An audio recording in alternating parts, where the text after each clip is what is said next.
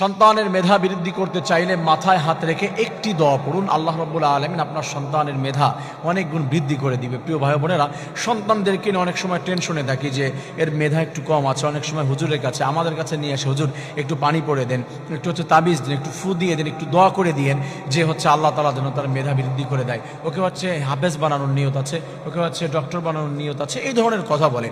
আপনার কারো কাছে নিতে হবে না, আপনি এই দোয়াটি করুন। মনে রাখবেন, মা বাবার দোয়া আল্লাহ রাব্বুল আলামিন, বিশেষ করে মা বাবার দোয়া সন্তানের জন্য আল্লাহ তাআলা উইথাউট ভায়া, কোনো মাধ্যম ছাড়াই রব্বুল আলামিন পৌঁছে যায় তার কাছে এবং আল্লাহ তাআলা অ্যাকসেপ্ট করে নেয়। আল্লাহ রাব্বুল আলামিন আপনি যদি আপনার সন্তানের মাথার উপরে হাত রেখে রব্বুল আলামিনের শেখানো দোয়া, সূরা তাহার মধ্যে আল্লাহ তাআলা দিয়েছে হিফজুল কোরআন 16 নম্বর পারা 12 নম্বর পৃষ্ঠা, আল্লাহ রাব্বুল আলামিন রেখে দিয়েছেন মাঝখানের দিকে, রব্বি জিদনি ইলমা, রব্বি জিদনি ইলমা।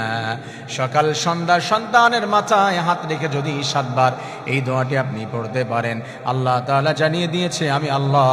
এই দোয়ার অর্থ হলো রব্বি জিদনি, হে আমার রব বৃদ্ধি করে দাও ইলমা, আমার জন্য তুমি মেধা বৃদ্ধি করে দাও, ইলম বৃদ্ধি করে দাও। এটা শুধু নিজের জন্য না, সন্তানের জন্য করা যায়। তার হাবিব জানিয়ে দিয়েছে, কেউ যদি সন্তানের জন্য এমন করে দোয়া করতে পারে, আল্লাহ তাআলা বলেছেন আমি রব্বুল আলামিন ওই সন্তানের মেধা বৃদ্ধি করে দেই, তার ইলম, তার নলেজ, তার জ্ঞান বৃদ্ধি করে দেই। সুবহানাল্লাহ।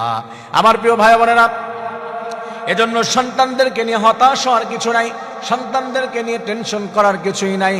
আল্লাহ তাআলার হাবিব জানিয়েছে, মা বাবা সব থেকে বড় সম্পদ।